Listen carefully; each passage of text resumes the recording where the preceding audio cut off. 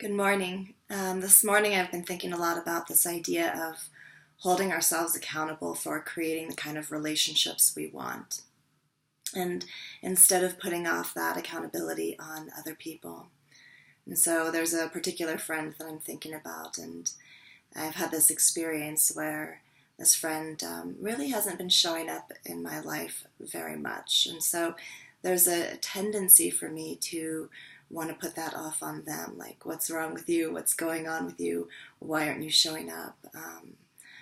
Why are you seemingly, I don't know, lackadaisical about responding to me? Things like that. And, so I know that I'm going to see this friend pretty soon. And I was thinking about how I wanted to respond with them and engage with them. And there's a therapist part of me that's like, oh, well, sure they're doing what they need to do for themselves. And who am I to impinge my expectations upon them?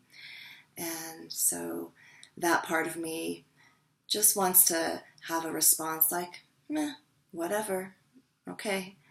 And then I thought about it and I thought, am I really a whatever about it?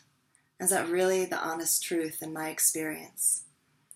And this author I've been reading, Ethan Nichtern, one of the things that he talks about is this idea that we've become a culture of apathy, and that one of the most harmful things we can do as a society in general is to be apathetic, to not know our passions, to be not engaged.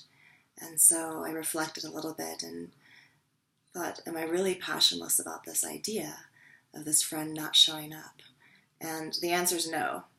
No, I actually have a lot of feelings about it. And so the honest answer, the honest response for me to come towards this person with is just owning and being accountable for my own experience.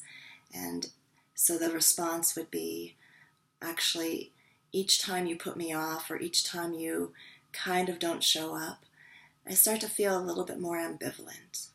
And I feel not particularly connected with you. And I don't want a relationship of ambivalence. Just for myself. I don't want a relationship of ambivalence. And to use a really common phrase these days, I want to be a fuck yes in my relationships, in my friendships, in any kind of relationship I engage with. I want to be a fuck yes.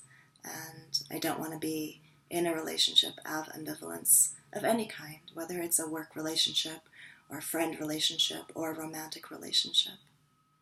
And so then the process becomes a process of me owning my own experience instead of putting it off on someone else. And then the ball's back in my court and I get to decide what I want to do. And so one of the things that I love helping people with is figuring out their own accountability so that the ball can be back in their court. And it's just a few thoughts for this Thursday morning. I hope you have a beautiful day.